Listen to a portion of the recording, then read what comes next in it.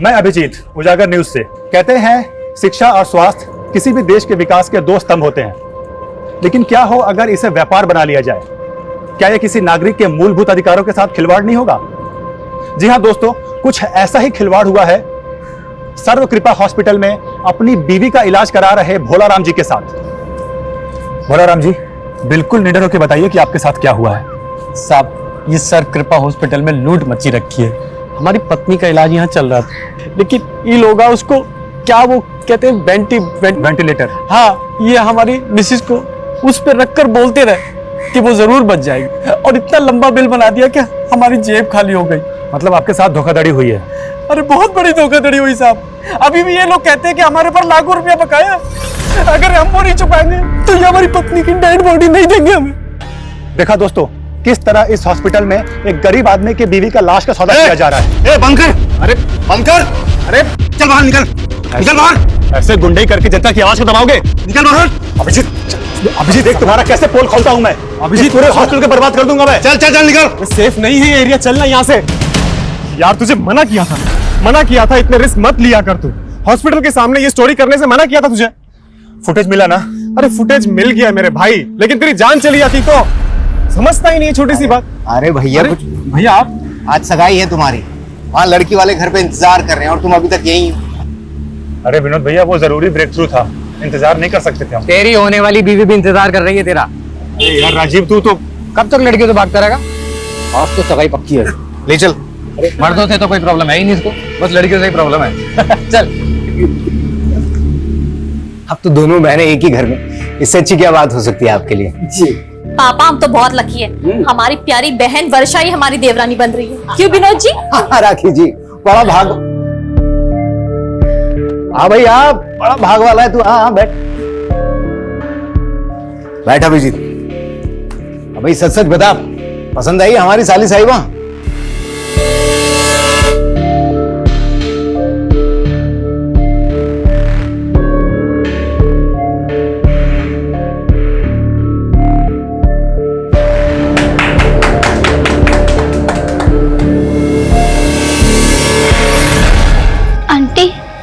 हम ये कहाँ है? हमें हमारे घर जाना है।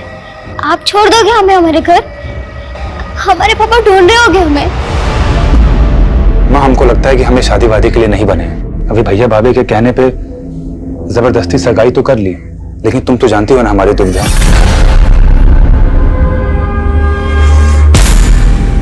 माँ, हम इस दुनिया को एक सच बताना चाहते हैं, और वो सच है। तुम क्या कर रही हो यहाँ पर? नहीं, वो आपकी मम्मी के खाने का टाइम हो गया है ना, इसीलिए आए थे। माँ, हम आते हैं।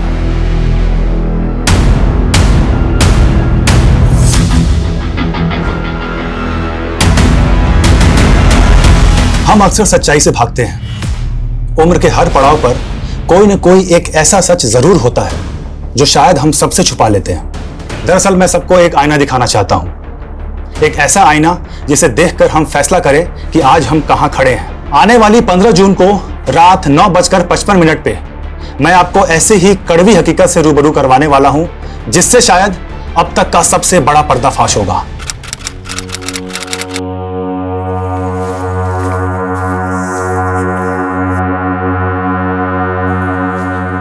अरे अभिजीत पता नहीं कहाँ रह गया।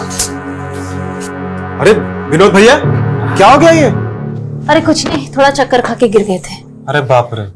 अच्छा ये बताइए, अभिजीत को देखा आपने? हमें नहीं मालूम। भाभी भैया, आज 15 तारीख है, 15 जून रात को 9:55 पे वो आज मेरे साथ लाइव आने वाला था, वहां पे किसी चीज का खुलासा करने वाला था। फोन भी नहीं लग रहा है यार उसका, पता नहीं कहाँ रह गया है। 2 दिन से गायब है और आप लोग आज आ रहे हैं। आपने आखिरी बार कब देखा था उसे? सर 15 जून की दोपहर तो उसने हमारे साथ लंच किया था, उसके बाद पता नहीं कहाँ गायब हो गए। तो क्या उसके गायब होने का राज इस वीडियो से जुड़ा हो सकता है जिसमें वो किसी का खुलासा करने वाला था? आने वाली 15 जून को रात 9:55 पे मैं आपको ऐसे ही कड़वी हकीकत से रूबरू करवाने वाला हूं, जिससे शायद अब तक का सबसे बड़ा पर्दाफाश होगा। हमें तो कुछ समझ नहीं आ रहा सर, आप ही कुछ मालूम कीजिए। ये चोट कैसे लगी आपको? सर वो अचानक से लो बीपी हो गया था चलते चलते, तो सड़क पे गिर गया, उसी से लग गई। अभिजीत ने ये वीडियो कहाँ रिकॉर्ड किया था? सर अभिजीत ने 1 साल पहले ही सोशल मीडिया पे उजागर न्यूज नाम से एक चैनल खोला था। उसके लाखों में फॉलोअर्स हैं और उसके 15 जून के खुलासे वाले वीडियो इनविटेशन को भी लाखों हिट्स मिले। हैरानी इस बात की है कि अभिजीत के कैमरामैन तो कहीं नहीं पता कि 15 जून को वो क्या खुलासा करने वाला था। कहीं उसके गायब होने की कहानी का इस खुलासे से कोई ताल्लुक तो नहीं? लग तो ऐसा ही रहा सर। अगर ऐसा है तो हमारे लिए जानना जरूरी है कि 15 जून को वो क्या खुलासा करने वाला था। उसका लैपटॉप, ईमेल आईडी की डिटेल्स, कॉल रिकॉर्ड सब निकलो। लेट्स फाइंड आउट कि अभिजीत ने आखिरी बार किससे और क्या कम्युनिकेट किया था। Okay sir.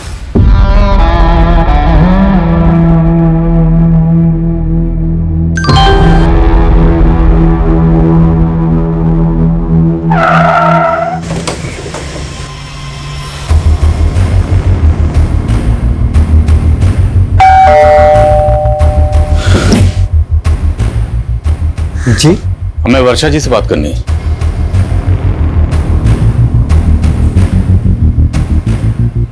वर्षा जी, 15 जून की शाम को अभिजीत की फोन पर आखिरी बार बात आपसे हुई थी। उसके बाद से वो लापता। आपकी अभिजीत के साथ फोन पर क्या बात हुई थी? आई एम सॉरी वर्षा जी, लेकिन हम आपसे शादी नहीं कर सकते। ऐसा क्यों बोल रहे हैं अभिजीत? वो हम आपको वजह भी नहीं बता सकते वर्षा जी। बस इतना समझ लीजिए कि इसी में आपकी भलाई है। सर ऐसा हो ही नहीं सकता, अभिजीत ने खुद शादी के लिए हाँ किया था। तो क्या आपकी साली वर्षा झूठ बोल रही है? राखी जी, आप अपनी छोटी बहन वर्षा के बारे में क्या कहेंगे?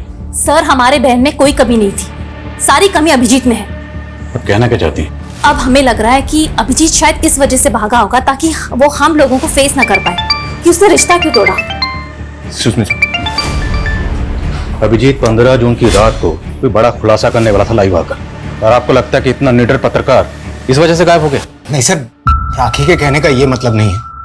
दरअसल हम लोगों को भी ये सुनकर बहुत धक्का लगा कि अभिजीत ये रिश्ता तोड़ना चाहता था। Sir 1 minute. बिरदास चौक पे लाश मिली है।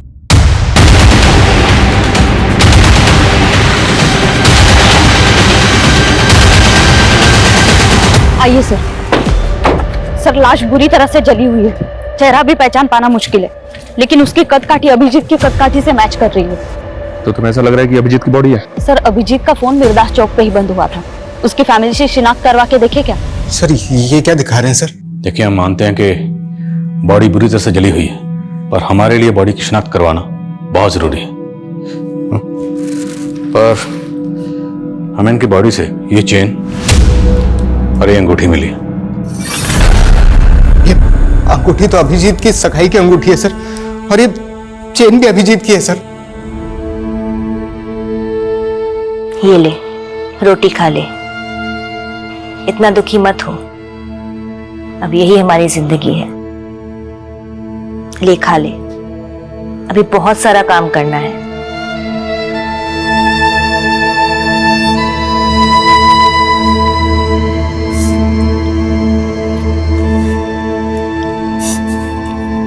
चलो अच्छा है, कम से कम आज तुम कुछ खा तो रही हो।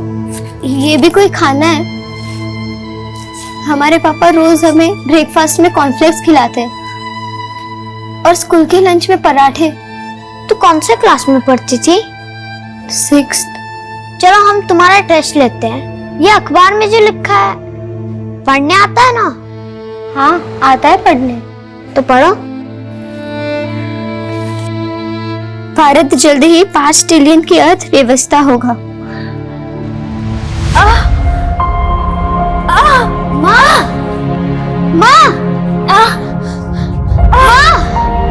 बच्चों बाहर जाओ, बहन आओ ना।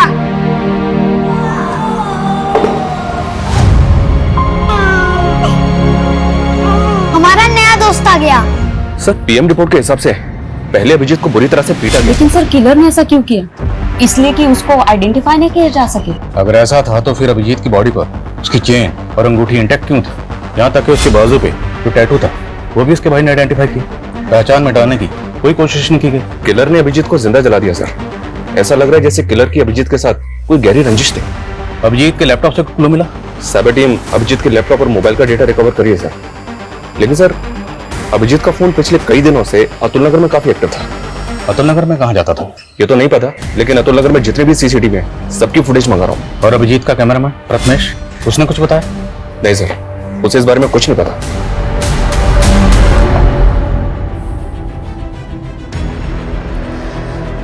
अभिजीत एक सच्चे और ईमानदार जर्नलिस्ट थे जिन्होंने अपनी जान की परवाह किए बिना हमेशा सच का साथ दिया। मैं उनका फॉलोअर ही नहीं, मैं उनका सबसे बड़ा फैन भी हूं। मैं आपसे वादा करता हूं, अभिजीत ने जो काम शुरू किया था अब उसे मैं पूरा करूंगा, चाहे उसके लिए मुझे सच्चाई ढूंढने के लिए पाताल लोक ही क्यों ना जाना पड़े, लेकिन सच्चाई को उजागर मैं करके रहूंगा। सर, 24 मई की अतुल नगर की एक फुटेज मिली है, ये देखें सर। इसमें अभिजीत लड़कियों का पीछा करता हुआ दिख रहा है। कौन है लड़की? मैं पता करवा रहा हूँ सर। लेकिन सर ये अभिजीत लड़कियों का पीछा क्यों कर रहा होगा? मेरा मतलब, एक तरफ इसकी मंगेतर का कहना है कि ये उससे शादी नहीं करना चाहता था, और दूसरी तरफ इन लड़कियों के पीछे। सर, कहीं कोई अफेयर का तो चक्कर नहीं? तो ये चक्कर क्या है, ये तो इन लड़कियों से मिलने के बाद ही पता चलेगा। अभिजीत आंटी, वो अभिजीत जी आप। पुष्पा,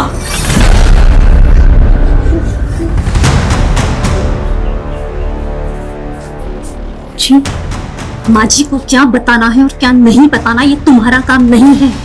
तुम जाओ। हम उन्हें वो अभिजीत जी हम देख लेंगे, तुम जाओ यहाँ से। और हाँ, अब से काम पे मत आना। जी अब हम तुम्हें अफोर्ड नहीं कर सकते, हमारी माँ का ख्याल हम खुद रखेंगे। तुम जाओ।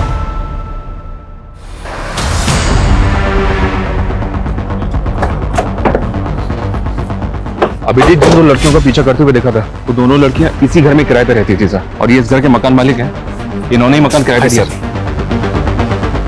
नाम क्या था दोनों लड़कियों का? सर, बड़ी वाली का गीतांजलि और छोटी वाली का चंचल था। दोनों सगी बहनें थी। आप कहाँ हैं? सर, वो लोग तो 10-12 दिन पहले अचानक घर खाली करके चले गए थे। रहने वाली कहाँ की थी? रेंट एग्रीमेंट में उनका नेटिव एड्रेस होगा। रेंट एग्रीमेंट तो नहीं बनाया, लेकिन हाँ वो बिहार की रहने वाली थी। तुम लोग भी ना, हम लोग बार बार गाइडलाइन जारी करते हैं कि बिना पुलिस वेरिफिकेशन के मकान किराए पर नहीं देना, पर सुधरोगे नहीं तुम लोग। सर, गलती हो गई। लड़कियां करती क्या थी? सर, वो घरों में मेड का काम करती थी। कहाँ, किस घर में? सर, वो तो नहीं मालूम। लड़कियों के फोन नंबर तो होंगे आपके पास? सर, उनके पास फोन्स भी नहीं थे।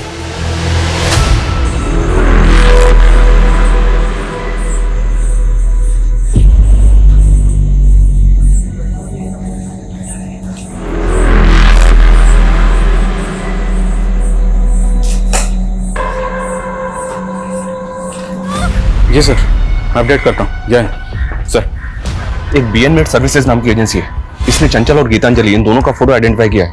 ये दोनों लड़कियां इसी एजेंसी के थ्रू काम पे लगी थी। BN agency? सर, ये लड़की गीतांजलि है और ये चंचल। ये दोनों बहनें बहुत मेहनती थी, कभी भी किसी क्लाइंट की कोई शिकायत नहीं आई। लेकिन ये बताइए कि दोनों लड़कियां अब हैं कहाँ? पता नहीं सर, अचानक से इन दोनों ने काम पे आना बंद कर दिया। क्यों? और मालूम नहीं सर। इन दोनों को एक मीरा नाम के एजेंट ने इंट्रोड्यूस करवाया था। इन दोनों लड़कियों के एड्रेस प्रूफ और डॉक्यूमेंट्स हमें दीजिए, और इनका जो एजेंट था मीना, उसकी डिटेल्स भी दीजिए। सर, ये एजेंट है मीरा।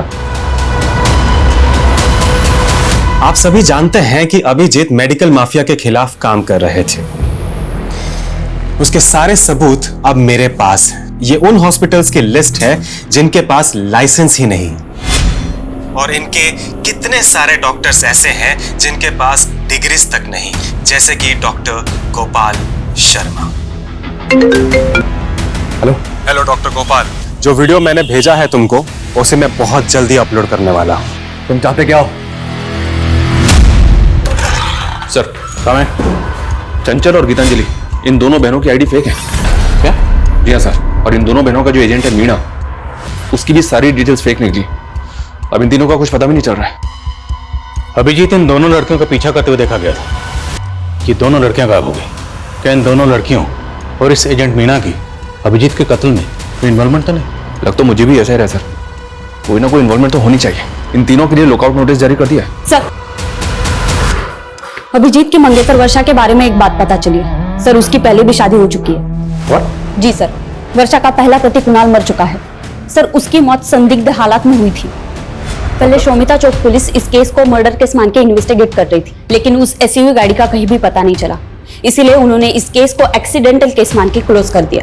ये अभिजीत मर्डर केस भी कम चौंकाने वाला नहीं, और इन दोनों केसेस की कॉमन कड़ी है वर्षा। वर्षा जी, पहले आपकी शादी होती है कुणाल से और वो बड़े ही फिल्मी अंदाज से मारा जाता है। उसके बाद आपकी सगाई होती है अभिजीत से, वो भी मारा गया है। अब ये महज इत्तेफाक है, इसके पीछे की कहानी कुछ और है। आप बेकार में हमारे बेटी को परेशान करके अपना वक्त बर्बाद कर रहे हैं। अब ये तो आने वाला वक्त ही बताएगा कि किसका वक्त बर्बाद होने वाला है। बस इतना याद रखिएगा, बिना हमारी इजाजत के शहर छोड़ने की गलती मत करिएगा।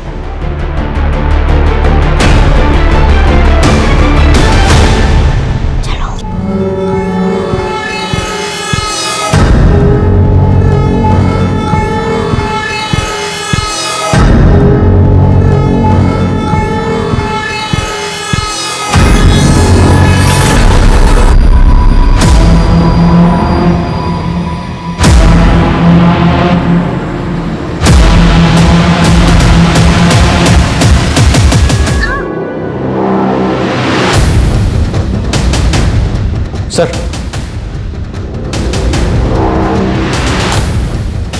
साइबर सेल को अभिजीत के लैपटॉप से एक एनक्रिप्टेड फाइल मिली थी, जिसको उन्होंने डिक्रिप्ट किया, अभी सेंड किया। क्या इस फाइल में? तू तो चंचल को पहचानने से भी इनकार कर रहा था। ये सब क्या है? सर, चंचल हमारे यहाँ काम करती थी सर। हम उसे पैसे दे दे के थक गए थे, लेकिन उसका लालच बढ़ता ही चला जा रहा था। मजबूर होकर हमने सब बात अभिजीत को बता दी। उसने हमें प्रॉमिस किया कि वो हमारी मदद करेगा। कहानी अच्छी है, लेकिन सिर्फ कहानी, यह हकीकत नहीं है। हकीकत मैं बताता हूँ कि अभिजीत को पता चल गया था कि तुम उस लड़की की मजबूरी का फायदा उठाकर उसको ब्लैकमेल कर रहे हो, उसका रेप कर रहे हो। इसलिए अभिजीत उस लड़की की मदद कर रहा था और तुमने अभिजीत को रास्ते से हटवा दिया। नहीं सर, ऐसा कुछ भी नहीं हुआ सर। शर्मा, ये ऐसे नहीं समझ रहा, जरा समझाओ इसको अच्छी तरीके से। सर, गीतांजलि, चंचल और मीणा, ये तीनों अभी भी ट्रेस नहीं हो पा रहे हैं, और राजीव भी इस बात को एक्सेप्ट नहीं कर रहा है कि उसने लड़कियों के साथ कुछ किया है। लेकिन हाँ सर, वर्षा को इन्वेस्टिगेट करते हुए पता चला कि उसके हाथ भी साफ नहीं है। दरअसल कुणाल की मां को अभी भी इस बात का शक है कि वर्षा ने इंश्योरेंस के पैसे के लिए कुणाल को मरवा दिया। कुछ भी साबित नहीं हुआ तो इंश्योरेंस का सारा पैसा वर्षा को मिल गया, और बाद में उसने ये पैसा किसी और अकाउंट में ट्रांसफर कर दिया। किसके अकाउंट में? हाँ, वर्षा ने पैसों की मदद की थी, लेकिन इसमें गलत क्या है? क्या बहन बहन की मदद नहीं कर सकती? कैसी मदद? विनोद को करीब 2 साल से बिजनेस में काफी नुकसान हो रहा था। इनका पार्टनर इन्हें बहुत परेशान कर रहा था, पैसे वापस मांग रहा था। विनोद को पैसे वापस देने थे तो वर्षा ने मदद कर दी। लेकिन परेशानी तो फिर भी कम नहीं हुई। कुछ दिन पहले अटैक हुआ था ना पे। उस दिन पुलिस स्टेशन में इस चोट के बारे में पूछा तो झूठ बोल दिया। सर, वो अचानक से लो बीपी हो गया था, चलते चलते तो सड़क पे गिर गया। लेकिन इन सब बातों का अभिजीत के मर्डर से क्या लेना देना? लेना देना ना हो तो ही अच्छा है, वरना लेने के देने पड़ जाएंगे। एक बात बताओ, तुमने उत्तम को पैसा तो दे दिया था ना? अब तुम भी हम पे शक कर रहे हो। अरे अगर तुमने पैसा चुका दिया था तो लोगों ने हम पे हमला ही क्यों किया? उसी के कारण जो तुमने पुलिस को बताया है। छोटा मोटा पैसा नहीं है ये, और अब तक कर्जा चुकता नहीं हुआ है। इतने के लिए लोग जान ले लेते हैं। शुक्र करो तुम अब तक जिंदा हो। सर, ये दोनों बहनें जितनी सीधी नजर आ रही हैं उतनी है नहीं। आज की दुनिया में कोई भाई या बहन अपनी प्रॉपर्टी या पैसा बिना लिखा पढ़ी के किसी को नहीं देता है, और वो भी अपनी बहन के पति के कर्ज को उतारने के लिए। विनोद के बिजनेस पार्टनर से कंफर्म करो, दोनों बहनों का कांटेक्ट अच्छे से चेक करो। तो तूने विनोद पे अटैक करवाया था? अटैक कैसा? आपको कोई गलतफहमी हुई है, और उसने कुछ पैसे लौटा भी दिए थे हमें। लेकिन उधार तो काफी बाकी है ना बीबी। वो भी निकलवा लेंगे। अटैक करवाएगा दोबारा? विनोद ने कंप्लेंट नहीं लिखवाई ना, फिर क्यों बाल की खाल उतार रहे हैं? और वो फुद्दू हमारे खिलाफ बोलने की हिम्मत भी नहीं करेगा। हाँ, हमसे बहुत बड़ा गलती हो गया। अगर हम अभिजीत को पहले ही सब कुछ बता दिए होते तो शायद वो हमें इस मुसीबत से निकाल चुका होता। ले लो, 70 लाख है इसमें। 70 लाख? ये 70 लाख तो सिर्फ आपके हुए ना डॉक्टर साहब, और आपके बाकी के नेक्सस के 70 लाख वो कौन देगा? हेलो नेताजी, एक लोकल जर्नलिस्ट मुझे धमकी दे रहा है। अगर आपकी मेहरबानी हो जाती तो। डॉक्टर साहब, हम स्वच्छ छवि वाले नेता हैं, ना तो खुद खाते हैं ना कभी किसी को खाने देते हैं। अब आपने कांड किया है, आप भुगतेंगे। लेकिन नेताजी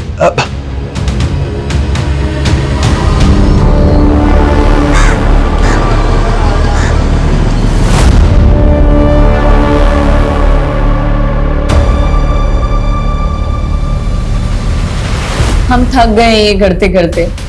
अभी और कितने खून बहाने पड़ेंगे? ये हमारा तीसरा अबॉर्शन है। न जाने तुमसे शादी करने के लिए हमें अभी कितना और इंतजार करना होगा। हम जल्दी सब कुछ ठीक कर देंगे। एक दूसरे से प्यार करते हैं। और सर, हमें पता था कि वर्षा के पिताजी हमें कभी स्वीकार नहीं करेंगे, इसलिए पहले कुणाल और अब अभिजीत खत्म कर दिया। नहीं सर, हमने ऐसा कुछ नहीं किया है। 15 जून को अभिजीत की आखिरी बार फोन पे बात तुमसे हुई थी? जी सर, हमारी बात जरूर हुई थी, पर बात कुछ और हुई थी। इस पर एक और नई कहानी। एक्चुअली सर, हम आपसे झूठ बोल रहे थे। हम किसी और से प्यार करते हैं। अरे लेकिन वर्षा, ये सब तुम हमको सगाई से पहले बता सकती थी ना। हाँ अभिजीत, लेकिन हम क्या करते, हम मजबूर थे। अभिजीत, क्या आप एक फेवर कर सकते हैं? आप खुद ही पापा को कह दीजिए ना कि आप शादी नहीं करना चाहते। लेकिन अभिजीत माना नहीं। तुम दोनों को लगा कि तुम दोनों की पोल खोल देगा, इसलिए तुम दोनों ने उसकी जान ले ली। वैसे तुम्हारे लिए किसी मासूम की जान लेना कोई बड़ी बात नहीं है। 3 अबॉर्शन तो पहले ही करा चुके हो। और तुम अपनी बहन राखी को किस बात के पैसे दे रही थी? सब उसको हमारे अफेयर के बारे में पता चल गया था। बोली कि अगर हमने उसे पैसे नहीं दिए तो वो हम दोनों को फंसा देगी। सरासर झूठ बोल रही है वो सर। अगर उसकी करतूतों के बारे में पता होता तो उसकी जान ले लेते। हमने सिर्फ विनोद का कर्जा उतारने के लिए उससे पैसे लिए थे और कुछ भी नहीं था। तो आप कहना चाहती हैं कि आपकी बहन और उसके आशिक ने मिलकर अभिजीत को मार दिया? उनकी बात वो जाने सर, हमने कुछ नहीं किया। क्या जोड़ी है दोनों बहनों की? छोटी वाली बड़ी पे इल्जाम लगा रही है और बड़े वाली छोटी पे। कोई बात नहीं, वक्त आने पर सब पता चल जाएगा किसकी कहानी सच्ची है किसकी झूठी।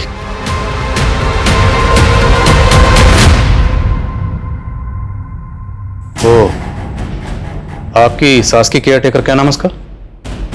पुष्पा। कहाँ वो? हमने उसे काम से निकाल दिया। अब हम उसे अफोर्ड नहीं कर सकते। रहती कहाँ वो? एड्रेस दीजिए। ये बात तो अभिजीत ही जानता था, हमें कुछ नहीं पता।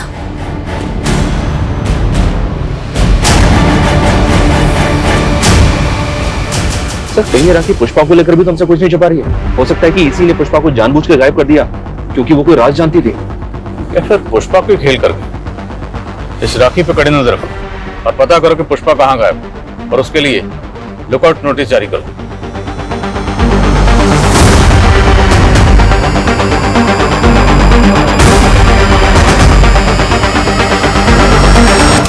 सर, छत्तीसगढ़ पुलिस से पुष्पा के बारे में एक इन्फॉर्मेशन मिली है। पुष्पा एक बागी ग्रुप की मेंबर है और कई सालों से वांटेड है। पुष्पा एक बागी थी? तो वो अभिजीत के घर पे क्या कर रही थी? दरअसल अभिजीत के लेट फादर धीरेन्द्र आनंद ने कई सालों तक एक बागी ग्रुप में काम किया है और ये पुष्पा उनकी शागिर्द थी। इंटेलिजेंस का ऐसा मानना है कि गायब होने के बाद पुष्पा यूपी में कहीं छुपी थी। मतलब वो यूपी में अभिजीत के घर पर छुपी हुई थी, और वो भी उसकी माँ की केयर टेकर बन के। अभिजीत उसको लेकर आया, उसकी मदद कर रहा था। और सवाल यह है कि अभिजीत बागी की मदद क्यों कर रहा था? क्या अभिजीत खुद एक बागी था? चेक करो सब जगह चेक करो।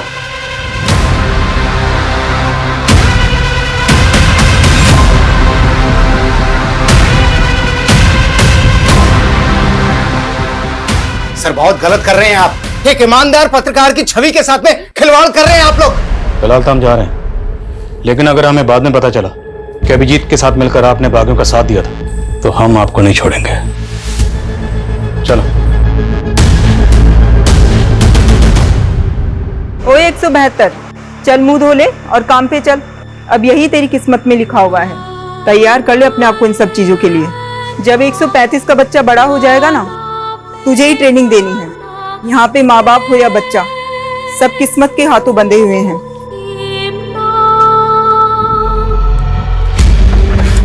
हो सकता है ये अभिजीत भी अपने फादर की तरफ भागी हो। ये और पुष्पा दोनों किसी सीक्रेट मिशन पर थे। जैसे ही मिशन पूरा हुआ, अभिजीत ने अपनी मौत का ड्रामा रचा।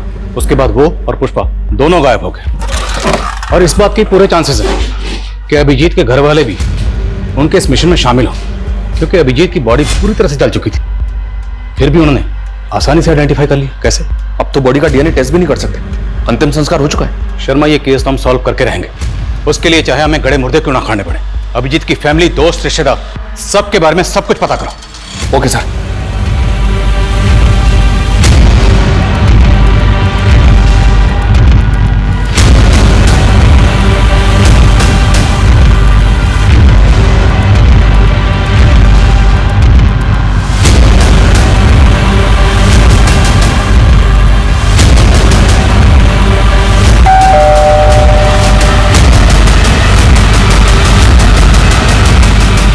सर, इतना सारा कैश? सर ये मेरा कैश नहीं है सर। तो किसका? सर ये तो अभिजीत का है। अभिजीत के लिए फंड इकट्ठा कर रहा है। आखिर ये अभिजीत करना क्या चाहता है? अभिजीत?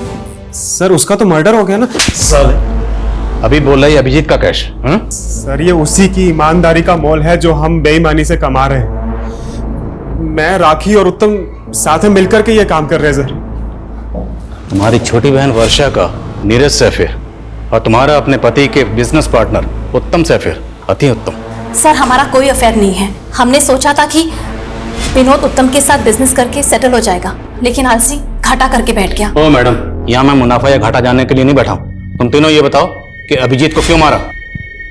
सर हमने अभिजीत को नहीं मारा है, बल्कि उसकी मौत का फायदा उठा करके हमने सिर्फ डॉक्टर गोपाल शर्मा से पैसे ठगे थे। सर प्रथमेश ने हमें बताया था अभिजीत के मेडिकल स्कैम खुलासे के बारे में, तो हमने उत्तम की ताकत का इस्तेमाल किया ताकि कोई डॉक्टर हमें परेशान करे तो उत्तम संभाल लेगा। तो 15 जून की रात को अभिजीत यही खुलासा करने वाला था? नहीं सर, वो तो सच में उसने हमसे सीक्रेट रखा था। वो कुछ और बात थी और उसी की वजह से उसकी जान गई है सर। तुम तीनों को तब तक तोड़ेंगे जब तक सच नहीं कबूलोगे। नीलम, सर। डॉक्टर गोपाल की कुंडली निकलवाओ। पूरे चांसेस है कि 15 जून को अभिजीत जो खुलासा करने वाला था वो उसी डॉक्टर के खिलाफ हो। हेलो, क्या आप मुझे डिटेल्स मिल कीजिए।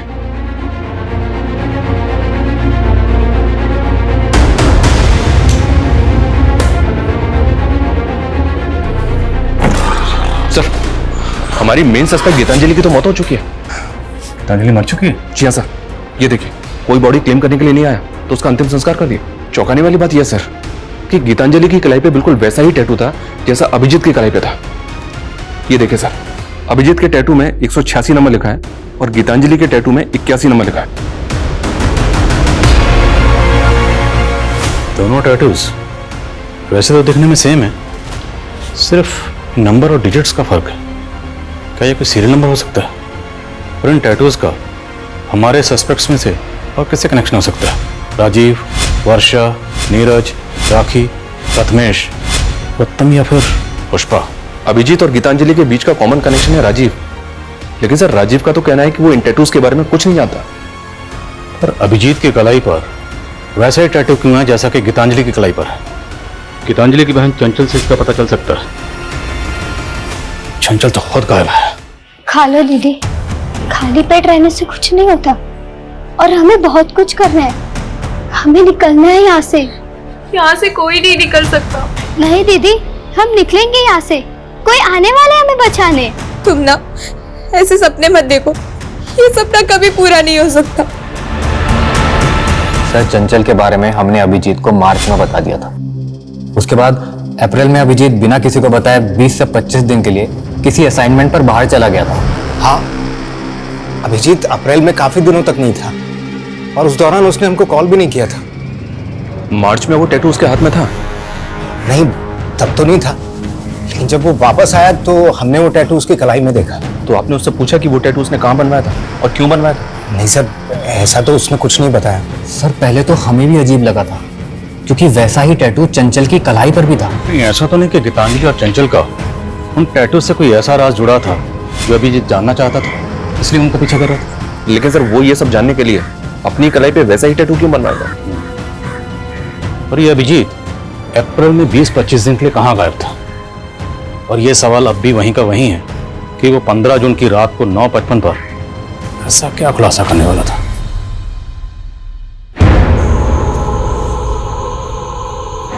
देखो, हम जानते हैं चंचल और गीतांजलि के अलावा तुम लोगों के साथ यहाँ पर क्या हो रहा है।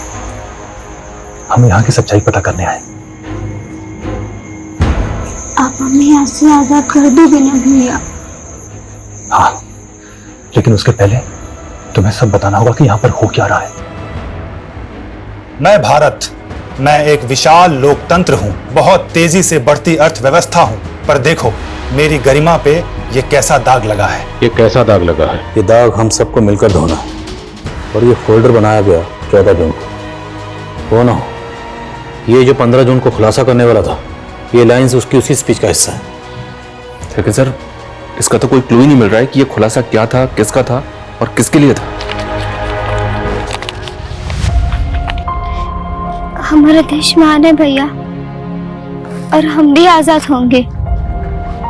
बस आप जल्द से हमें लेने आ जाओ, हम आपका वेट कर रहे हैं। हमारे पास एक ऐसी चाबी है जिससे सारे ताले खुल सकते हैं, और वो एजेंट मीना। क्योंकि गीतांजलि और चंचल को डोमेस्टिक एजेंसी के लिए वही लेकर आया था। शर्मा, ढूंढो उसे। खबरों को काम पे लगाओ, जेलों में जितने भी कैदी हैं उनके बारे में पता करो। तुम्हें जो करना है करो, लेकिन किसी भी सूरत में मुझे एजेंट मीना चाहिए। Okay sir.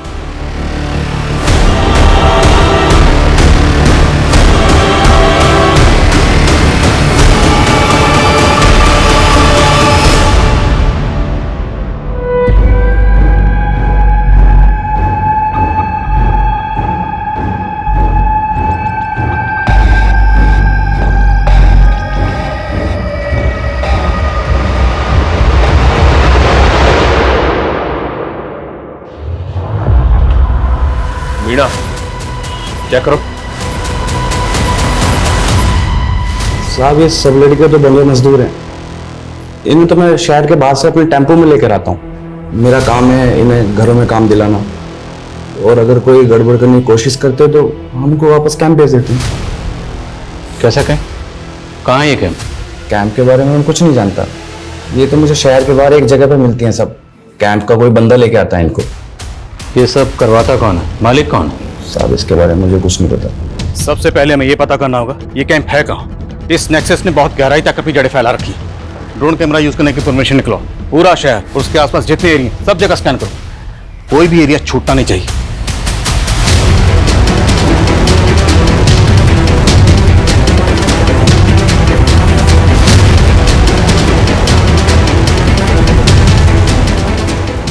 ड्रोन कैमरास की फुटेज में ये 3 जगह सस्पिशियस लग रही हैं। इनकी डिटेल्स निकलवाई सर, और इन 3 में से एक जगह ऐसी है जहां लोगों की मूवमेंट बहुत ज्यादा सस्पिशियस है। यहीं टारगेट करेंगे। पूरी फोर्स के साथ धावा बोलेंगे। तैयारी करो। Okay sir.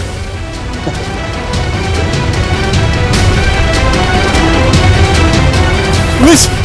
अरे पुलिस! अरे भागो!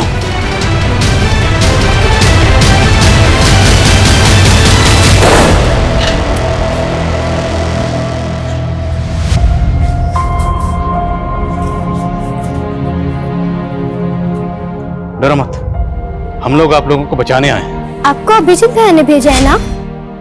वो बोलते थे हम जरूर आजाद होंगे। हाँ बेटा, हमें अभिजीत भैया नहीं भेजा। अभिजीत भैया कहाँ है? उन्होंने कहा था हम उनके साथ टीवी पे आके जय हिंद बोलेंगे। बेटा, मुझे अभिजीत भैया नहीं भेजा है आप सबको लाने के लिए, और उन्होंने कहा जब मैं आपसे मिलूं तो आपसे बोलूं कि आप जोर से जय हिंद बोले। जय हिंद। जय हिंद। तुम लोगों को बंधुआ बनाकर उन पर जुल्म करते थे। कब से चला ये सब? साहब, काफी टाइम से हमारे लोग हर शहर में फैले हुए साहब। अगर हमें कोई अनाथ या कोई मजबूर मिलता था, हम उन्हें अपना कैंप में लेके आते साहब, और हम बच्चे लोग को भी किडनैप करके लेके आते साहब। अब ये बताओ कैंप में उनसे करवाते क्या थे? साहब जैसे गीतांजलि और उसकी बहन चंचल, है ना? दीदी को पूरा भरोसा था कि एक दिन हम उस जंजाल से बच निकलेंगे। देखना चंचल, एक दिन आएगा जब हम आजाद होंगे और बहुत ही बेहतरीन जिंदगी जिएंगे, ऐसी नहीं। पर उसके लिए हमें कैंप से बाहर आकर घरों में काम चाहिए था, इसलिए हमने कैंप में अच्छा बर्ताव किया, उन लोगों का भरोसा जीत लिया। फिर तुमने राजीव के यहाँ काम करना शुरू कर दिया, उसको ब्लैकमेल किया। हमारी पूरी कमाई तो वो मीना ले जाता था और हमें अपनी जिंदगी शुरू करने के लिए कुछ पैसों की जरूरत थी, और इसलिए हमारे पास और कोई रास्ता नहीं था। लेकिन राजीव ने अभिजीत को सब बता दिया। हाँ, लेकिन अभिजीत भैया को ब्लैकमेलिंग से ज्यादा उस गिरोह के बारे में चिंता थी। देखो, मुझे पता है तुम लोगों के साथ क्या हो रहा है। मैं तुम्हारी मदद करना चाहता हूँ, लेकिन उसके लिए मुझे तुम्हारे जैसे मजदूर बन के ही उस कैंप में घुसना पड़ेगा और अपने हिडन कैमरे से सब कुछ रिकॉर्ड करना होगा कि वहां पर एक्चुअली में हो क्या रहा है। फिर हमने उन्हें वहां घुसने में मदद की और वो हमारे कैंप में शामिल हो गए। साहब, मुझे शक हुआ कि अटेंडेंस रजिस्टर में गड़बड़ दिखा साहब, और वो कमीना पत्रकार वो मौका देख के भाग गया और गीतांजलि ने उसको मदद की थी कैंप में घुसने के लिए साहब। इसलिए तुम लोगों ने गीतांजलि को मार दिया और उसके बाद जब तुम लोगों को पता चला कि 15 जून को अभिजीत को खुलासा करने वाला है तो उसको भी मार दिया। साहब, हमारे लोग ने अभिजीत पे नजर होगा साहब। बोल, अपने बाप का नाम बोल।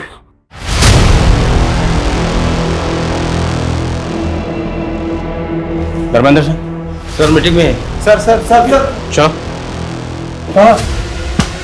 धर्मेंद्र जैसा बड़ा नेता इस नेक्सस का मास्टरमाइंड होगा, ताज्जुब हो रहा है सर। उस फैक्ट्री में तकरीबन 150 औरत मर्द और 50 से ज्यादा बच्चों के साथ इस तरह का दुर्व्यवहार किया जा रहा था। ये जानने के बाद बहुत तकलीफ हो रही है। लेकिन सर, पुष्पा का इस गिरोह से कोई लेना देना नहीं, हालांकि वो अभी तक गायब है। सर, हमने उसकी रिपोर्ट नेशनल एजेंसी को दे दी है। ये बहुत ही अफसोसनाक है कि एक तरफ जहां हमारे मुल्क में 5G टेक्नोलॉजी लॉन्च हो रही है, हमारे मुल्क की इकोनॉमी तेजी से आगे बढ़ रही है, वहीं आज भी 2022 में भी एक तरफ काला अंधेरा छाया हुआ है, जहां कुछ लोगों के साथ अमानवीय बर्ताव किया जा रहा है।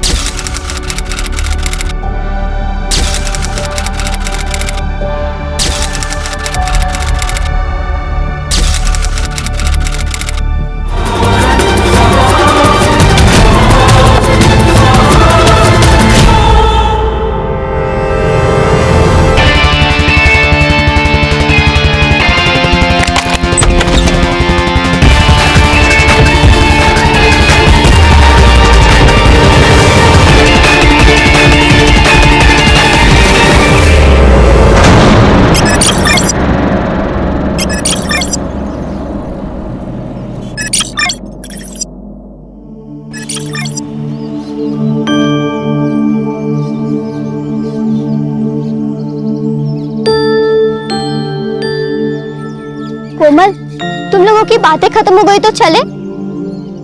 कोई देख लेगा तो प्रॉब्लम हो जाएगी।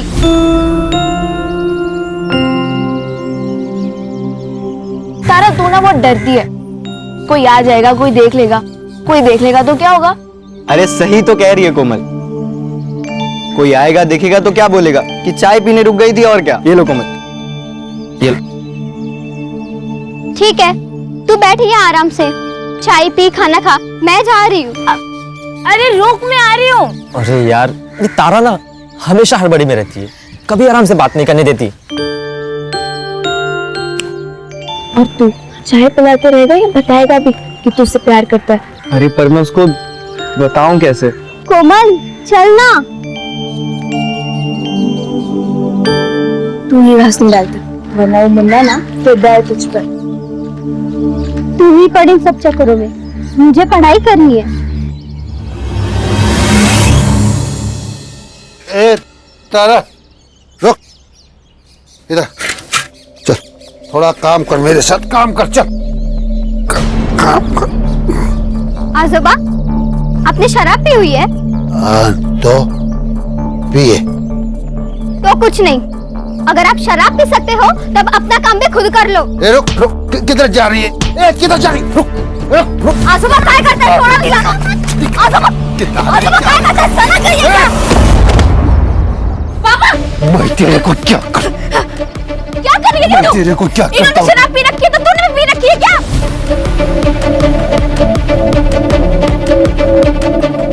अरे आई, समझाना है ना तो अपने बाप को समझाओ। ये दारू के चक्कर में पूरे घर का नरक बना के रखा है।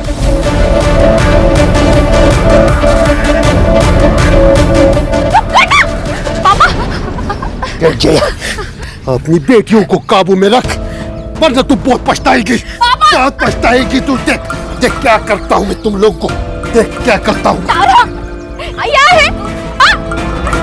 जब भी घर में आती है तो हंगामा खड़ा करती है। आप मुझे क्यों बोल रही हो आई? आजोबा ने शराब पी है, आप उनसे कहो ना। तू पीने देना, तेरा क्या जाता है? देख बेटा, तू बस अपनी पढ़ाई पर ध्यान दे। आई पढ़ाई भी तो नहीं हो रही है ना। कल स्कूल में फीस नहीं देंगे तो बाहर कर देंगे। ओ हो जाएगी फीस। यदि तू गई है सरपंच जी के पास मजदूरी लाने, लेकर आएगी ना तो कल अपनी फीस भर देना। चल अभी अंदर, रोज रोज का हंगामा, तंग आ गई हूँ मैं।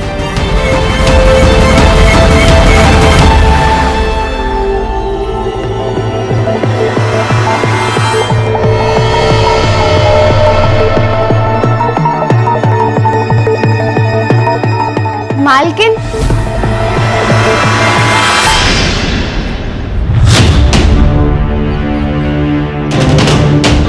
अरे रितु, कैसे आई तुम? वो मालिक मजदूरी के पैसे दे दीजिए। अच्छा, ये ना, आजा आजा, देता हूं मैं।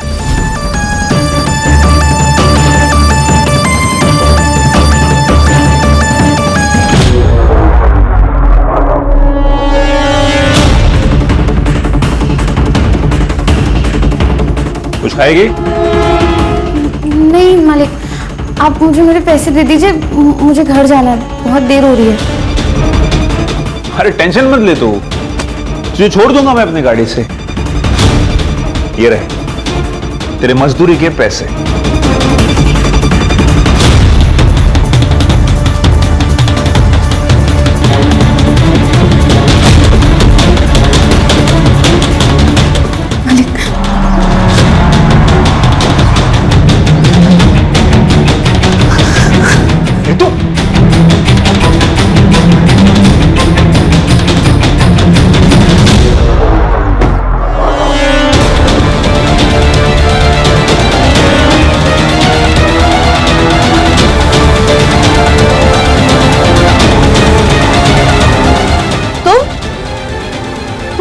आंगनवाड़ी वाली मुक्ति की बहन है ना?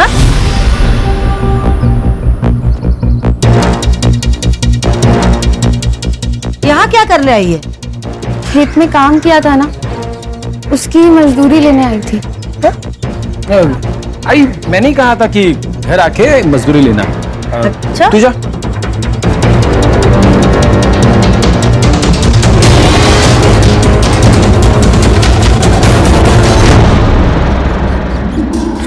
जरा अभी समझ नहीं है ना, 3 महीने बाद गांव में मुखिया का चुनाव है। एक गलती, चुनाव इधर का उधर हो जाएगा।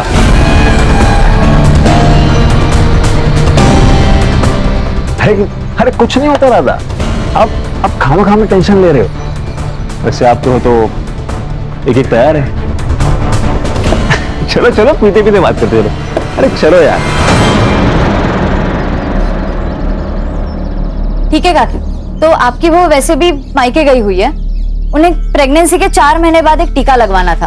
वो आप उन्हें फोन करके बता दीजिए, वो किसी भी डॉक्टर से लगवा सकती है। हाँ बोल दूंगी। काकी थोड़ा पानी मिलेगा, प्यास लगी थी। लाती हूँ, रुको।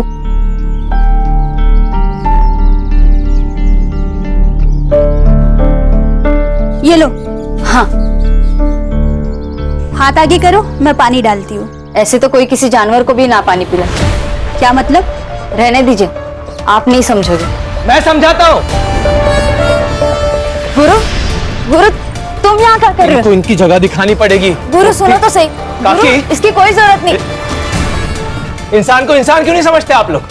बताइए काकी, हम लोग ऐसा क्या करें कि आप हमें इंसान समझने लगे, जानवर नहीं?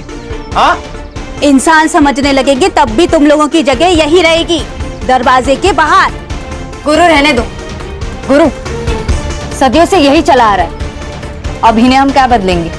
यही प्रॉब्लम है मुक्ति। प्रॉब्लम यही है कि सदियों से जो चलता आ रहा है उसे चलने दो।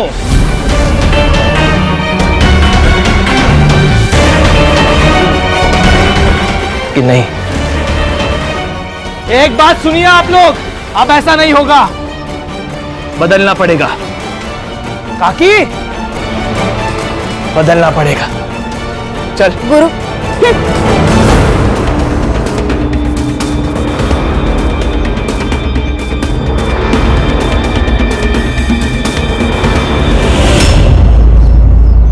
हाँ बताओ, क्या हुआ तुम्हारे साथ? आज शाम को मैं खेत से काम करके वापस लौट रही थी, तभी वो एकलव्य ही था जिसने हमला किया? हाँ सर। मतलब 6 फुट के आदमी को तुम मार के भाग गई? हाँ सर, ऐसा ही हुआ। हंस क्यों रहे हैं आप? ओ नेताजी, चुनाव जीते नहीं हो तुम जो सवाल पूछने लगे। ये मेरा थाना है और सवाल मैं ही पूछूंगा। लेकिन पहले आप हमारी कंप्लेंट तो लिखिए। अरे कंप्लेन तो लिख लेंगे मैडम, क्या जल्दी। और वैसे भी आप लोगों की बात सुनिए तो सामने वाली पार्टी की भी तो सुननी पड़ेगी ना। नमस्कार चंद्रकांत साहब। नमस्ते ताई, आइए। कशायद सब ठीक।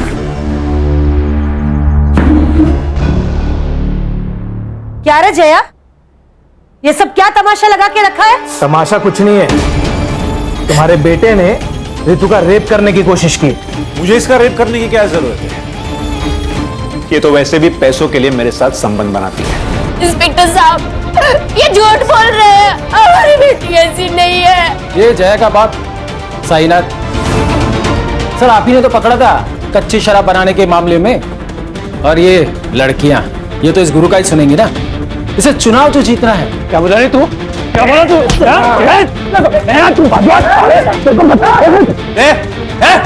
छोड़ दे, बाहर निकलो, बाहर निकलो। और तुम दोनों उठो, बाहर निकलो। लड़की से धंधा करवाती है और यहाँ पे तमाशा करती है। चल बेटा, नहीं जाएंगे। ये लोग कुछ भी बोलेंगे और आप इनकी बातों पर यकीन कर लोगे? आप हमारी कंप्लेंट लिखिए, वरना यही पुलिस स्टेशन के बाहर मैं खुद को आग लगाकर जान दे दूंगी।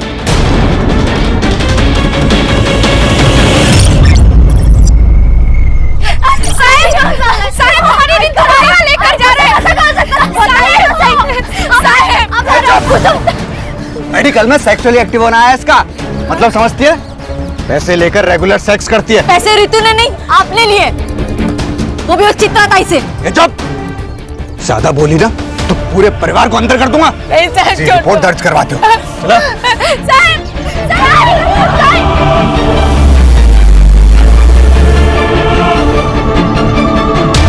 हेलो गुरु।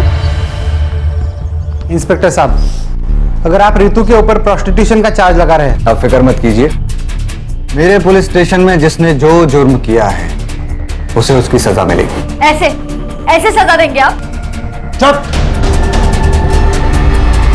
देखिए, आप लोग मिलके मामला निपटा लीजिए, वरना अगर केस हुआ तो दोनों को अंदर जाना पड़ेगा। अरे सर, हम तो केस करना ही नहीं चाहते थे, ये तो इन लोगों की जिद थी कि एफआईआर हो। अभी भी अगर कॉम्प्रोमाइज हो तो हमारी तरफ से मैटर खत्म। कॉम्प्रोमाइज? भाई किस बात का कॉम्प्रोमाइज? पैसे देकर फर्जी रिपोर्ट बनवा ली, अब पुलिस के साथ मिलकर हमें डरा रहे हो? है? क्या बोला तू? क्या बोला तू? पैसे लिए मैंने? पैसे लिए? चल निकल जा, निकल।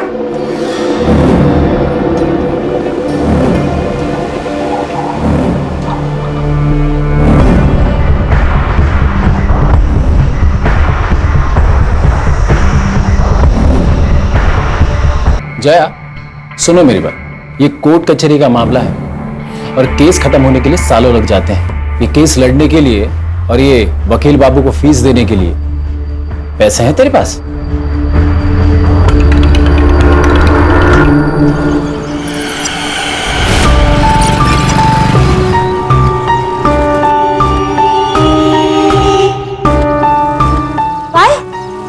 कोर्ट से इस केस के लिए फ्रेश इन्वेस्टिगेशन की ऑर्डर है। रितु का मेडिकल अब बाहर से कराया जाएगा और आपको तो पता ही है कि रिपोर्ट में फिर क्या आएगा। तो तुम्हें 2 लाख किस बात के दिया हमने?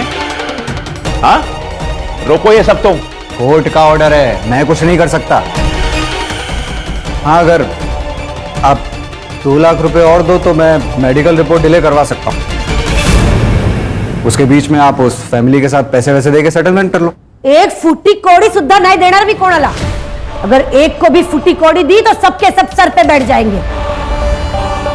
लड़ना है ना इन लोगों को हमसे, तो अब लड़के दिखाए, मैं भी देखती हूं। इंस्पेक्टर, रिपोर्ट्स रुकवाइए। पैसे आपको मिल जाएंगे।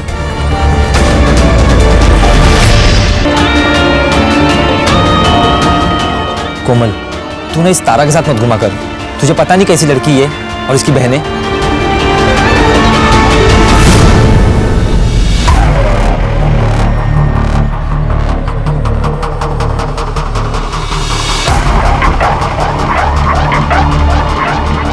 ए, क्या तांजा कर रहा रे?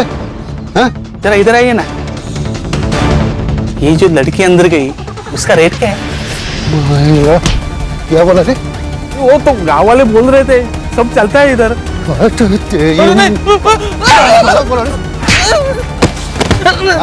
नहीं, वो गांव वाले बोल। लगता बेटियों से खूब कमाई कराई गई है, तभी तो सरकारी अनाज छोड़कर सब्जियां खरीदने आई है। अच्छा सुन, एक बात बता, सिर्फ रितु को भेजती थी अजिंक्य और एकलव के पास, या मुक्ति और तारा भी जाती थी?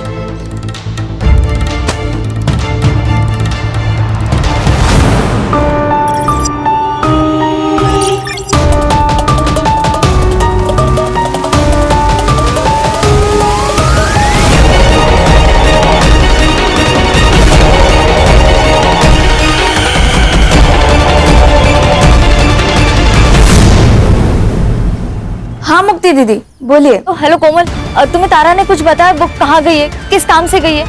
नहीं दीदी, उसने तो कुछ नहीं बोला, बस बोला काम है और चली गई। ठीक है।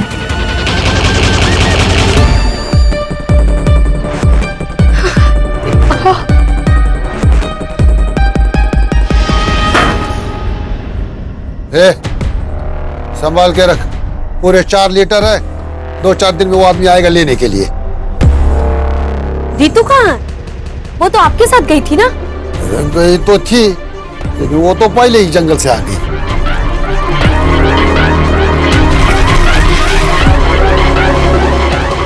आजोबा, मेरी तबीयत ठीक नहीं लग रही है, मैं जा रही हूँ।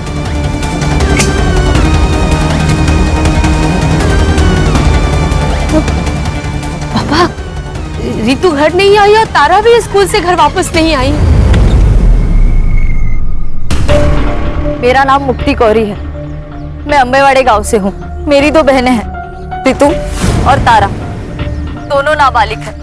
वो कल दोपहर से दोनों गायब हैं और यहाँ के पुलिस इंचार्ज चंद्रकांत पाटिल वो उन्हें ढूंढना तो दूर FIR तक नहीं दर्ज करवा रहे, क्योंकि वो इस गांव के सरपंच चित्रा जोशी और उनके 2 बेटे अजिंक्य और एकलव्य जोशी, इन दोनों को बचाना चाहते हैं। मैं सारे नेता और सारे अधिकारियों से पूछना चाहती हूँ, अगर गरीब होना, पिछड़े समाज का होना एक अपराध नहीं है, तो मुझे और मेरे परिवार को न्याय कब मिलेगा?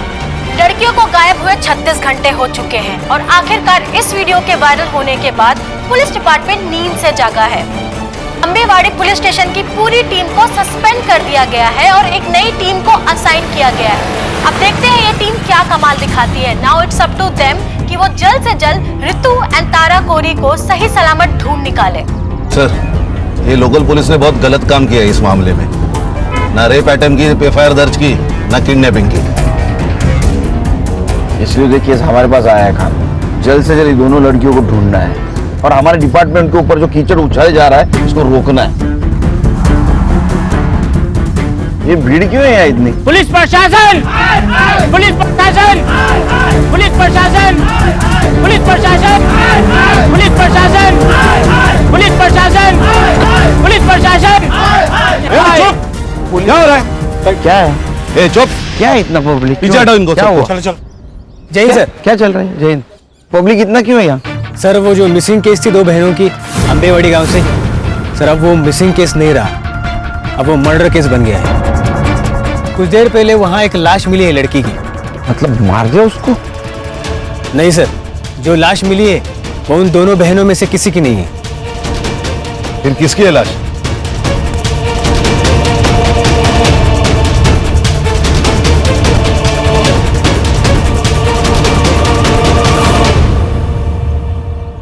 सर, इसी लड़की ने वीडियो किया था और इसका ही मर्डर हो गया। मुक्ति कोरी नाम है।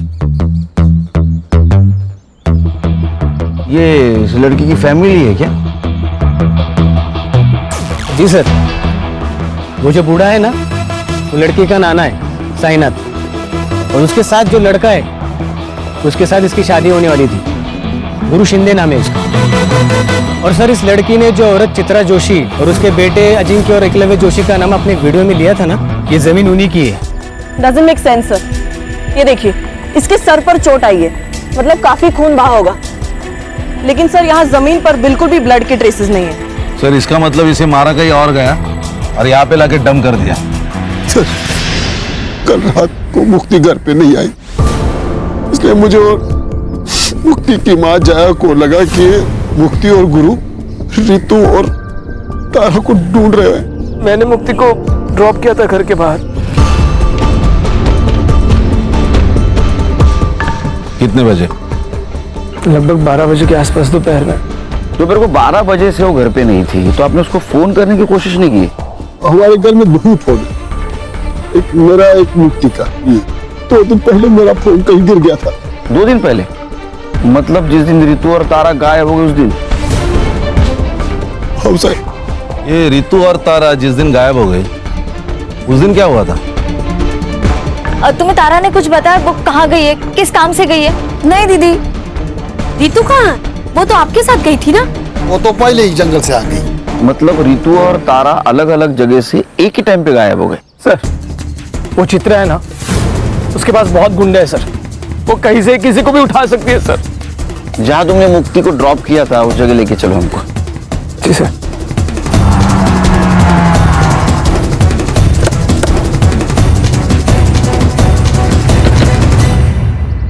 सर यहीं पे मुक्ति को ड्रॉप किया था मैंने, वो सामने घर है सर, यहाँ से वो पैदल गई थी। चलो घर दिखाओ।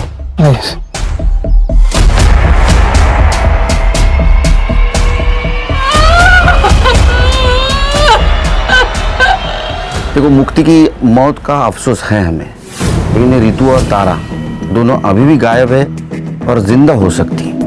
अगर आप हमारी मदद करोगे तो शायद उन्हें हम ढूंढ पाएंगे। रितु और तारा का कहीं अफेयर चल रहा था? क्या बोल रहे हो सर आप? हमें हर एंगल चेक करना होता है। तारा कोमल को बोल के निकली थी मैं काम से जा रही हूँ, और रितु साईनाथ को बोल के निकली थी मैं घर जा रही हूँ, और दोनों एक साथ निकली। तो कहीं ऐसा तो नहीं कि दोनों का एक साथ भाग जाने का प्लान था?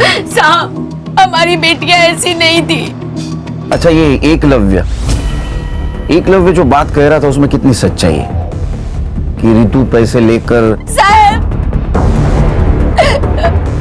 पूरे गांव ने हमारा जीना हराम कर रखा, ये क्या कम था जो अब आप हम गरीब की इज्जत उछाल रहे हैं? जीना हराम करके रखा है मतलब? साहब चित्रा और उसके बेटों ने पूरे गांव में ये फैला दिया था कि मुक्ति तारा रितु धंधा करती है। कहीं भी कोई खड़ा हो जाए तो उल्टी सीधी बातें करने लगता है। अच्छा ऐसा किसी पे शक है आपका कि जो इस झूठ बात को सच मानता हो? सर पक्का तो नहीं कह सकता हूँ, लेकिन कई बार मैंने देखा कि एक लड़के को यहाँ चक्कर मारते हुए।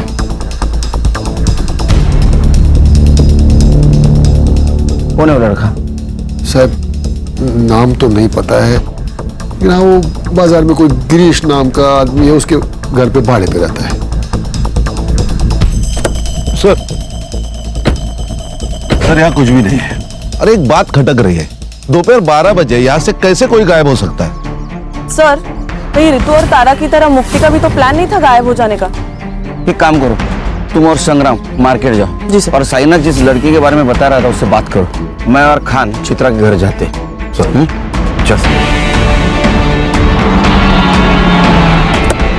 अब सर इतना तो बेवकूफ कोई होगा नहीं ना जो किसी को मार के उसके डेड बॉडी को खुद की ही प्रॉपर्टी पर डंप कर दे। सर ये सब हमारे खिलाफ साजिश है ताकि मेरा नाम उछले और मैं बदनाम हो जाऊं। ऐसा कोई क्यों करेगा? सर 3 महीने बाद हमारे गांव में मुखिया का चुनाव है, और ये मुक्ति जिस समाज की है 40% डिसाइडेड वोटर है, जो किसी को भी वोट देंगे तो ऑब्वियसली वो जीत जाएगा। और ये मुक्ति का मंगेतर गुरु वो भी इस बार चुनाव लड़ने वाला है, और इसीलिए उसी ने ये रेप अटेम्प्ट का मुद्दा बहुत उठाया। लेकिन मुक्ति ने जो वीडियो बनाया है उसमें उसने तुम लोगों का नाम लिया है। मुक्ति गुरु की होने वाली बीवी थी, वो उसकी बात नहीं सुनेगी तो किसकी सुनेगी? तुम दोनों में से एकलव्य कौन है? मैं हूं सर। और रितु कह रही थी कि तुमने उसका रेप करने की कोशिश की, और तुम्हारा कहना है कि रितु पैसे लेके कोई भी काम करने के लिए तैयार होती है। हाँ तो मेरा मतलब है रिपोर्ट में भी वही है ना। अरे रिपोर्ट गया खड्डे में, उसमें कुछ भी हो, लेकिन शायद पुलिस वाले दोस्तों ने तुम्हें ये नहीं बताया कि 17 साल की लड़की नाबालिग होती है, उसके साथ सेक्स मतलब रेप, वो भी उसकी मर्जी के साथ हो या ना हो। इसलिए बेटा तुम तो जेल जाओगे।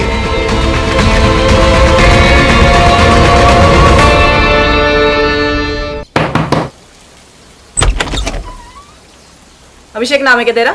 नहीं, मेरा नाम नीरज है, अभिषेक मेरा भाई है। कौन है? देख जितना भी कुछ बता है सब सच बता दे, बाद में बोलना मत, मैंने मौका नहीं दिया। क्यों चक्कर लगा रहा था उसके घर के? सर मैं एक फैक्ट्री में काम करता हूँ, दिन भर काम करके रात में वैसे ख्याल आते हैं, तो गांव वालों से बहुत दिनों से सुन रहा था कि गांव में कुछ लड़कियां धंधा करती है, तो उसी जुगाड़ में गया था कि कुछ मन बहल जाए मेरा। तो साइनाथ को देख के भागा क्यों तू? अरे मैडम वो बुड्ढे ने वो आदमी को ऐसा भगाया था कि मेरी तो बोलती बंद हो गई थी, मुझे कुछ समझ में नहीं आया था, मेरी तो हिम्मत ही नहीं हुई उससे बात करने की, तो मैं बिना कुछ बात किए वापस आ गया था। अभी बिना बताए जाना मत कहीं।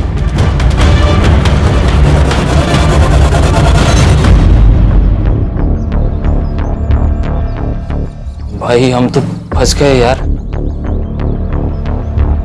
ऐसे नहीं है, ऊपर वाले ने हमें टाइम दिया, जो करने आए थे वो करके जाए।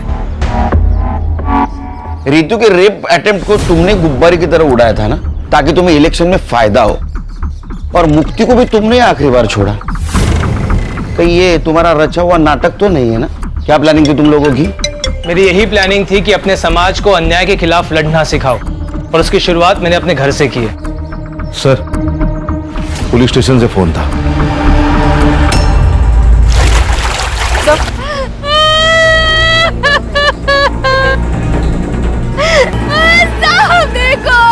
सर बॉडी फूलने के कारण ऊपर आ गई थी और गांव वालों ने हमें इन्फॉर्म किया। बॉडी फूलकर अगर ऊपर आई है तो इसका मतलब 2 दिन हो गए बॉडी को। सर ये दोनों बहनें जब गायब हुई उसी दिन या उसके दूसरे दिन इन दोनों को मार दिया होगा। सर मुक्ति डेस्परेटली अपनी दोनों बहनों को ढूंढ रही थी। इट्स पॉसिबल कि उसने उन्हें ढूंढ लिया हो और इस वजह से मुक्ति को मार दिया गया। मुक्ति की सीडीआर रिपोर्ट, पीएम रिपोर्ट का क्या हुआ? सर शाम तक मिल जाएगी, मैं अपडेट करता हूँ। पता तो चले मुक्ति पहले मरी, ये दोनों लड़कियां। कितने साल हो गए तेरे को पुलिस डिपार्टमेंट में?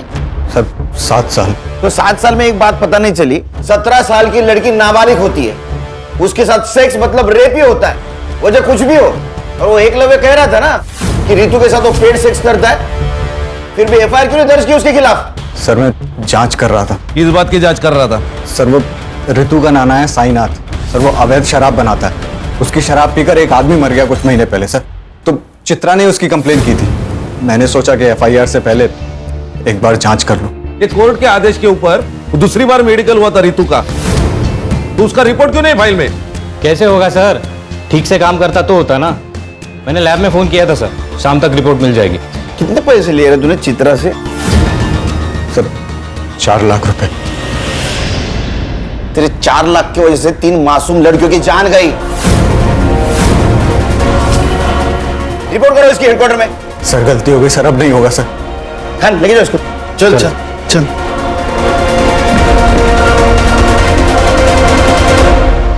सर ये मुक्ति की पीएम रिपोर्ट। सर पर चोट लगने की वजह से जो ब्लड लॉस हुआ है उस वजह से मौत हुई है उसकी, रेप नहीं हुआ है उसके साथ। सर उसकी सीडीआर भी आ गई है सर, ये देखिए। इसके मुताबिक मुक्ति की लास्ट लोकेशन वही थी जहां गुरु ने उसे ड्रॉप किया था, और साईनाथ की लास्ट लोकेशन गांव के जंगल की नहीं, उसके एग्जैक्ट अपोजिट एक शमशान हुए वहां की है सर। और उसके 200 मीटर पे अजिंक्य का सेलफोन एक्टिव था सर, सेम टाइम पे। ये दोनों एक साथ क्या कर रहे थे शमशान भूमि में? No idea sir. और सर इस साईनाथ ने लास्ट फोन तारा के दोस्त कोमल को किया था। साईनाथ ने कोमल को कॉल किया था? साईनाथ जी आपने तो कहा था कि आप जंगल में थे, इसका मतलब आपके मोबाइल का लोकेशन जंगल दिखाना चाहिए था, लेकिन वो दिखा रहा है शमशान। साहब मैंने पहले ही बोला था ना आपको कि 2 दिन पहले मेरा फोन कहीं गिर गया था। अरे हाँ इनका फोन गिर गया था, तो आपको ये भी पता नहीं होगा कि आपके फोन से तारा की दोस्त कोमल उसको फोन किया गया है। तारा ने किया होगा, वो बार बार मेरा फोन इस्तेमाल करती थी। लेकिन उस वक्त तो तारा स्कूल में थी। फिर साहब अब मैं समझा कि ये फोन किसने किया होगा। किसने? याद आया सर, तारा की नाना का कॉल नहीं था, बल्कि ऋतु दीदी ने कॉल किया था तारा से बात करने के लिए। तारा ने ये तो नहीं बताया कि ऋतु दी ने कॉल क्यों किया था, लेकिन कॉल करने की थोड़ी देर बाद ही वो कुछ काम के बहाने चली गई थी। तारा का कोई बॉयफ्रेंड? मैम, बॉयफ्रेंड तो नहीं बोल सकते, लेकिन एक लड़का था मुन्ना जो तारा को लाइक करता था। लेकिन जब ऋतु दी का केस सामने आया तो क्या बेटा, बोलो। तीनों बहनों के चर्चे पूरे गांव में है, लेकिन ये ऐसे सती सावित्री बन रही है ना, जैसे इससे सीधा कोई है ही नहीं। कहना क्या चाहता है तू? अरे मैं क्या कहना चाहूंगा, मैं तो यही बोल रहा हूँ कि अगर पैसे लेकर ये सब करना था तो मुझे भी बोल देती, थोड़े पैसे देकर मैं भी मजे ले लेता। और अबे रुक कोमल, तू लेके जा तारा को यहाँ से। तो छोड़ूंगा नहीं, तू देख लेना। इस थप्पड़ का बदला ना मैं लेके रहूंगा।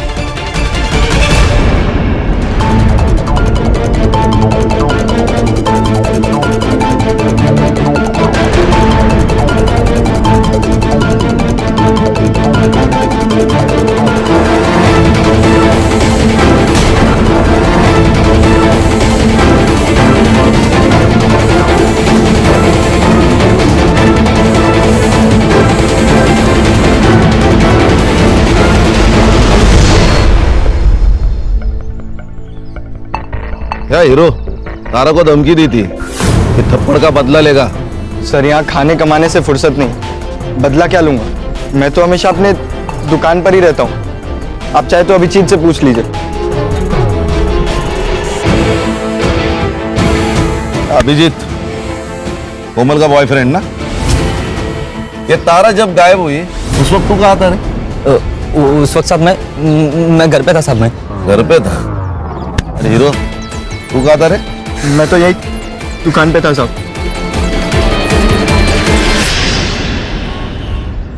सर, ये ऋतु और तारा की पीएम रिपोर्ट। इन दोनों की मौत भी पानी में डूबने की वजह से हुई है sir. Accidental death? Probably not sir, क्योंकि इन दोनों लड़कियों के साथ रिपीटेडली रेप किया गया था और इनका टाइमिंग ऑफ डेथ मुक्ति की टाइमिंग ऑफ डेथ के 10 से 12 घंटे के बाद का है सर। मतलब इन दोनों लड़कियों को पहले होस्टेज बनाया गया? Most probably sir. सर ये रितु ने तारा को कॉल करके शमशान भूमि बुलाया।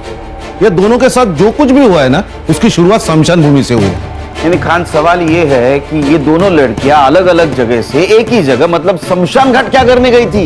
नहीं सर, वो सर, साइनाथ के फोन में एक वीडियो मिला है सर।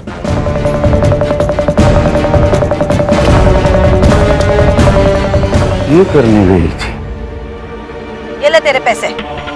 तुम्हें क्या लगता है कि तुम पैसों से कुछ भी खरीद सकती हो? अपने बेटे की आजादी भी। जब पैसे नहीं लेने थे तो मुझे बुलाया क्यों? ताकि तुम्हारी सच्चाई पूरी दुनिया के सामने ला सकूं कि कैसे तुम्हारे बेटे ने मेरे साथ गलत किया और तुम उसकी गलतियों पर पर्दा डालने के लिए कितने भी पैसे लुटाने को तैयार हो। अच्छा, क्या कर लेगी तू? बता क्या कर लेगी? रितु ने तुम्हें मांडवली के लिए बुलाया, ये वीडियो बनाया और ये वीडियो प्रूफ के तौर पे समाज के सामने ना आए, इसलिए तुम सबने मिलकर उन दोनों बहनों को मार दिया। सर हमने किसी को नहीं मारा। तो अजिंक्य क्या कर रहा था स्मशान में? उसको मैंने ही कहा था रुकने के लिए। एक्चुअली त्या दिवशी मी ऑफर केली होती जयाला, पर तब दोनों बहनों ने ना बोल दी कि हम केस वापस नहीं लेंगे। और फिर अचानक एक दिन रितु का फोन आया कि 10 लाख रुपए में वो केस वापस लेने को तैयार हो गई है। तब मुझे लगा कि कोई तो साजिश जरूर है और इसीलिए मैंने अजिंक्य को कार में बिठा के रखा और मैं खुद कैश लेके उसके पास गई थी और वही हुआ जो मैंने सोचा था। रितु ने वीडियो बना लिया। अच्छा, क्या कर लेगी तू? क्या बिगाड़ लेगी तू मेरा? बताती हूँ मैं क्या बिगाड़ लूंगी। मैंने उनको पकड़ने की कोशिश की लेकिन दोनों बहनें भाग गई। झूठ बोल रही हैं आप। आपको आपके दोनों बेटों को बचाना था किसी भी कीमत पर। अरे बचाना था रेप केस से, एक रेप केस से बचाने के लिए मैं अपने बच्चों को क्या ट्रिपल मर्डर केस में फंसा दूंगी?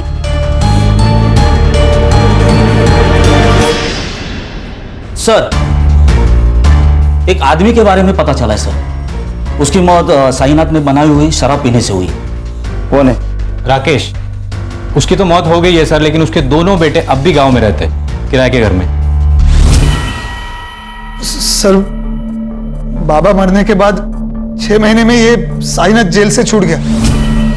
हमें उसे बस वापस जेल भेजना था। जेल भेजना था क्या ऊपर भेजना था? नहीं सर, उसे जेल भेजना चाहते थे हम लोग। बस इसके लिए उसकी भट्टी का पता लगाना जरूरी था ताकि पुलिस को उसकी भट्टी के बारे में बता सके सर। लेकिन इस बार साईनाथ ने भट्टी अपने घर पे नहीं लगाई थी सर, तो भट्टी के बारे में जानने के लिए उसके ऊपर नजर रखना जरूरी था, इसलिए हमने गांव में किराए पे घर लिया था सर। उससे बदला नहीं ले पा रहे थे, इसलिए उसका बदला लेने के लिए तुमने इन दोनों लड़कियों को मार दिया? नहीं सर। नहीं सर, बदला लेना चाहते थे सर हम, लेकिन कानूनी तरीके से सर। हाँ, गैर कानूनी तरीके से नहीं सर। संग्राम सर, बैठ। तू तो कह रहा था वो रितु और तारा जिस दिन गायब हो गए उस दिन तू घर पे था, लेकिन तेरा मोबाइल लोकेशन स्मशान का दिखा रहा है। ए, चल फटाफट बता, सर का गुस्सा बहुत बेकार है। हाँ, तू सह नहीं पाएगा, चल बोल। बताता हूँ साहब, बताता हूँ साहब। मैं तारा के पीछे गया था, लोगों से सुना था कि वो लोग पैसे लेकर सोती है, इसलिए मैंने सोचा मैं भी ट्राई करता हूँ। तो उसने नहीं माना, इसलिए तूने उसको मार दिया? नहीं साहब, मैं तो घर वापस आ गया था। वो लोग मिलके कुछ तो प्लानिंग कर रहे थे। वो लोग किसी की तो वीडियो बना रहे थे। मुझे लगा अगर मैं इनको कुछ बोलूंगा कि ये लोग मेरी वीडियो ना बना ले, इसलिए साहब बिना कुछ बात किए मैं वहां से लौट आया। मैं सच बोल रहा हूँ, मैंने कुछ नहीं किया साहब, मैंने कुछ नहीं किया साहब। सब वो कार वाले लोग ने कुछ किया होगा। कौन सी कार? साहब, जब मैं वापस लौट रहा था, लौटते वक्त मैंने एक कार देखी, वो शमशान की ओर जा रही थी। कौन थे कार में? उतना मैं देख नहीं पाया, लेकिन कुछ इलेक्शन के स्टिकर्स लगे हुए थे कार पे। ये थे क्या? नहीं। ये? हाँ मैडम, ये था। सर ये? इसके पास तो कोई कार नहीं है। कार इसके पास नहीं है, इसके दोस्त के पास है। एक मिनट। मेरी दो बहनें हैं, रितु और तारा, दोनों नाबालिग हैं। वकील बाबू, तुम्हारी गाड़ी स्मशान भूमि के स्पॉट हुई और उसमें मुक्ति के ब्लड के ट्रेसेस भी मिले।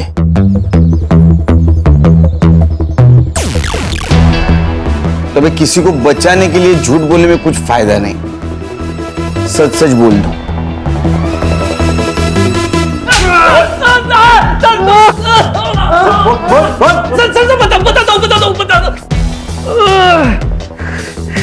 बोलो। हमने सबको नहीं मारा सर। रितु के केस की वजह से मेरे इलेक्शन कैंपेन को बूस्ट मिल गया था सर, और उस केस में कुछ था नहीं सर, जल्दी खत्म हो जाता, और इलेक्शन को अभी 1 महीना बाकी था। इसलिए सुधीर ने मुझे एडवाइस किया कि अगर इलेक्शन को गरमाए रखना है तो इस केस को बड़ा करना पड़ेगा, और हमने वही किया।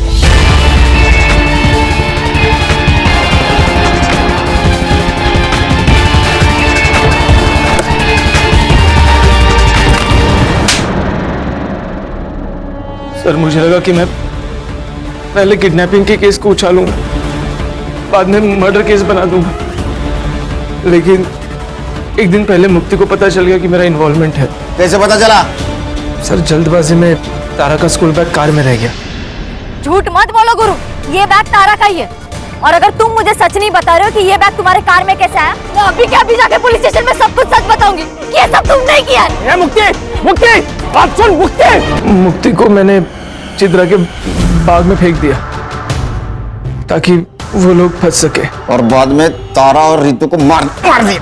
प्लान तो यही था सर, पर उसके पहले वो दोनों भाग गई। उस रात उन दोनों को मारने वाले थे, पर उस दिन गुरु लेट हो गया और मैं नशे में धुत था। पर इतने में पता नहीं कैसे रितु ने अपने आप को खोल लिया, और जब मैं रूम में घुसा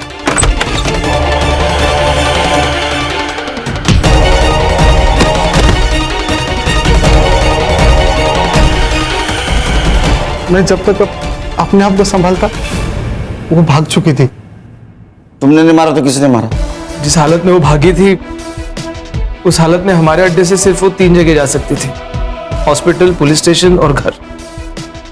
हॉस्पिटल हमारे गांव में है नहीं सर, चंद्रकांत की वजह से पुलिस स्टेशन वो जा नहीं सकती थी, तो हम घर में चले गए और हमारा अंदाजा सही निकला।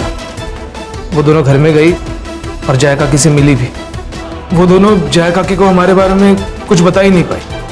हम चुपचाप वहां से चले गए।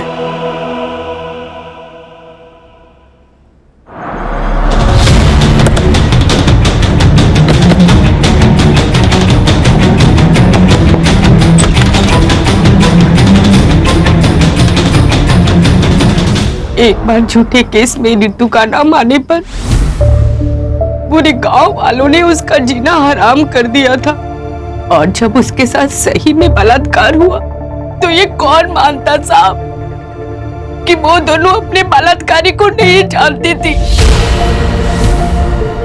मेरी बेटियों की जिंदगी बर्बाद हो चुकी थी। अगर वो जिंदा रहती तो ये गांव वाले और समाज उसकी जिंदगी को नरक से भी बदतर बना देते, और ये ना मैं बर्दाश्त कर पाती और ना मेरी बेटियां। इसलिए मैंने अपनी बेटियों को जिंदगी के नरक से आजाद करने का फैसला ले लिया था। माई, ये कहाँ आ गया माई? हॉस्पिटल तो उधर है ना? बताती हूँ। आपको पुलिस के पास जाना चाहिए था, वो जरूर कुछ मदद करते आपकी। एक बार गई थी साहब, क्या हुआ? आप लोगों ने उसका तमाशा बना दिया और मेरे अंदर हिम्मत नहीं बची थी कि मैं अपनी बेटियों का दोबारा तमाशा बनते हुए देखूं। आपके साथ और आपके बेटी के साथ जो कुछ भी हुआ बहुत गलत हुआ, वो इंसानियत के दायरे में नहीं था। लेकिन क्या आपने जो कुछ किया वो सही था?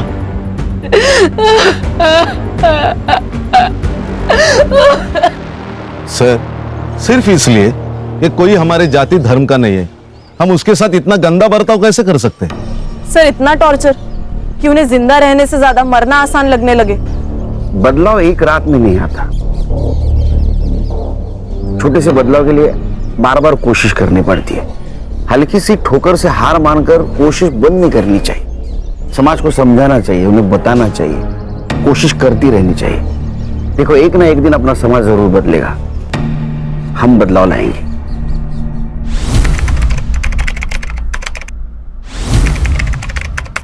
क्राइम पेट्रोल्स के और भी दिलचस्प कहानी देखने के लिए हमारे चैनल को सब्सक्राइब करें और बेल आइकॉन दबाना न भूलें।